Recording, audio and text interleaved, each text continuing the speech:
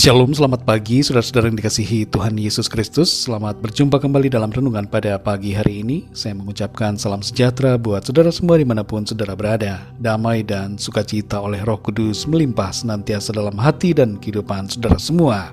Sebelum kita mendengarkan renungan firman Tuhan, mari sama-sama kita berdoa.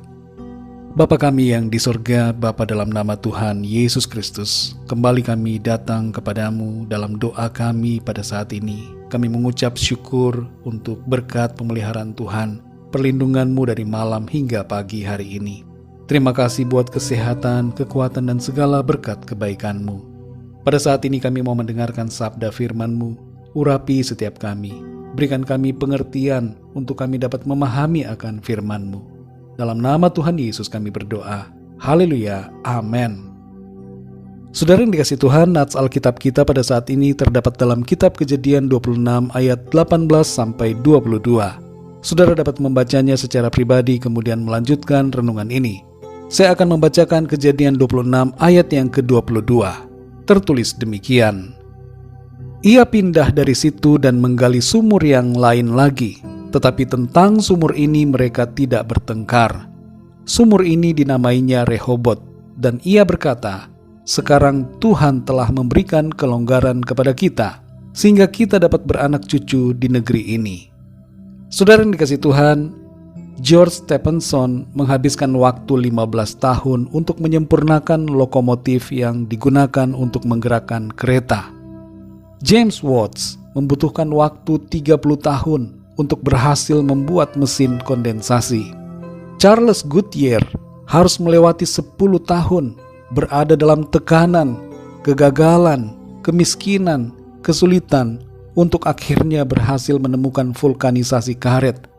Cyrus Westfield harus mengarungi Samudra Atlantik sebanyak 50 kali untuk menanam kabel bawah laut lintas samudra agar komunikasi via telegraf bisa terjadi.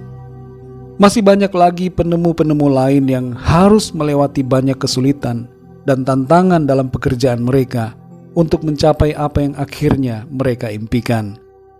Mereka tidak menyerah dalam mengerjakan dan mengupayakan apa yang ingin mereka capai, meskipun ada masalah dan kendala yang berat yang harus mereka alami. Saudara yang dikasihi Tuhan, dalam nats hari ini kita membaca bagaimana Ishak mengalami tantangan beruntun dalam usahanya. Ia menggali kembali sumur-sumur yang pernah digali oleh Abraham ayahnya, yang sudah ditutup oleh penduduk setempat. Ketika ia berhasil menemukan air di sumur yang digalinya, muncullah pertengkaran. Orang-orang yang tidak menggali mengklaim bahwa itu adalah sumur milik mereka. Ishak kemudian mengalah dan pergi menggali sumur di tempat yang lain. Ketika air ditemukan, terjadilah lagi klaim dari orang lain atas sumur itu. Ishak mengalah kembali. Ia tidak menyerah walaupun berulang kali mengalami tantangan yang hendak mematikan upayanya. Pada akhirnya saudara, ketika ia menggali sumur yang terakhir, tidak ada lagi yang bertengkar dengan para gembalanya, dan ia menamai sumur itu Rehobot. Saudara yang dikasihi Tuhan, nats kita hari ini berbicara tentang sikap pantang menyerah dalam pergumulan yang kita alami, dalam studi, dalam usaha, bisnis, pekerjaan, ataupun pelayanan kita. Ishak sebenarnya bisa saja menjadi lemah semangatnya karena penolakan, tantangan, dan klaim sepihak dari orang-orang yang berseberangan dengannya. Ishak dapat menjadi lelah dan berhenti berusaha menggali sumur. Bayangkan saudara, menggali sumur pada waktu itu bukanlah perkara yang mudah. Tapi Ishak tidak berhenti. Ia tidak menyerah. Ia terus berusaha sampai akhirnya ia mengalami kelonggaran atas usahanya. Saudara yang dikasihi Tuhan, bagaimana dengan keadaan kita hari-hari ini? Adakah kita berulang kali mengalami jatuh bangun dalam usaha, dalam pekerjaan, studi, karya, atau pelayanan kita? Adakah tantangan dari banyak pihak yang ingin menghentikan upaya kita? Bagaimana sikap kita dalam menghadapi berbagai kesulitan semacam itu? Apakah kita langsung kehilangan semangat? Kita berhenti, mundur, ataukah kita tetap bersemangat dan berusaha melakukan yang terbaik? Mari kita belajar dari Ishak yang tidak mau menyerah atau berhenti karena keadaan sulit yang ia alami.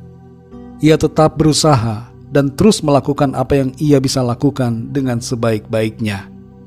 Pada akhirnya usahanya tidak sia-sia, tapi mendapatkan hasil. Mari saudara, berjalan bersama Tuhan dalam kehidupan kita setiap hari. Jangan menyerah saudara, dalam menghadapi pergumulan, di pekerjaan, bisnis, usaha, ataupun pelayanan kita.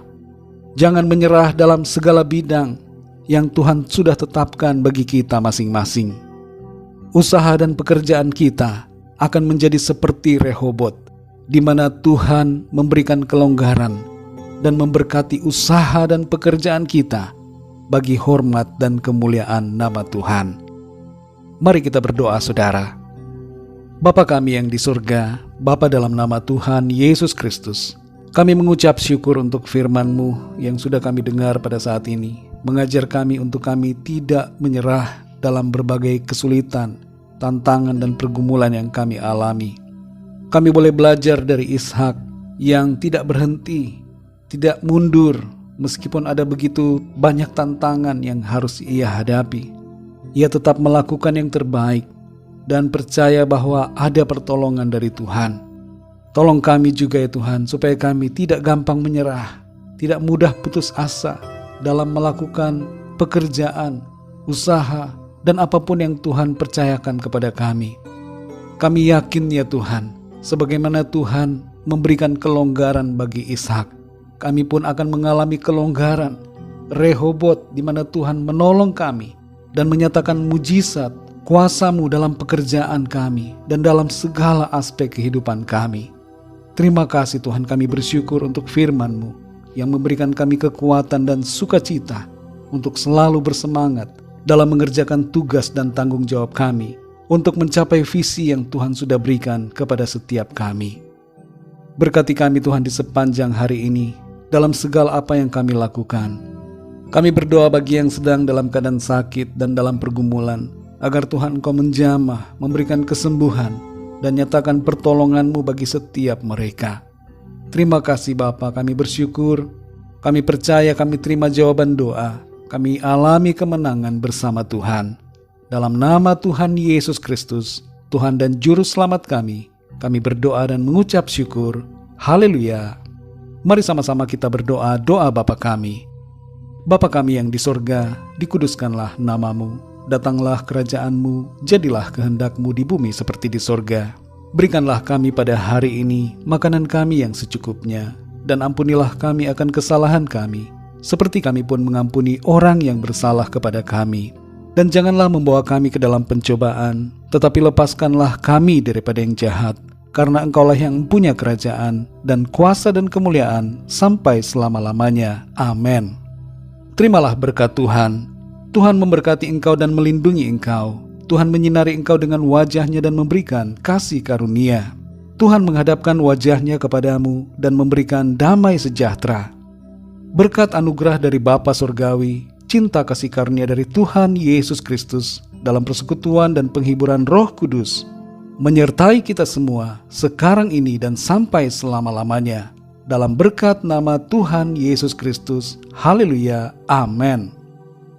Puji Tuhan, saudara yang dikasihi Tuhan, saya percaya firman Tuhan menjadi berkat dan kekuatan buat saudara semua, dan Roh Kudus akan menolong saudara untuk lebih lagi memahami kebenaran firman Tuhan. Tuhan Yesus memberkati saudara semua. Sampai jumpa dalam renungan yang berikutnya. Haleluya.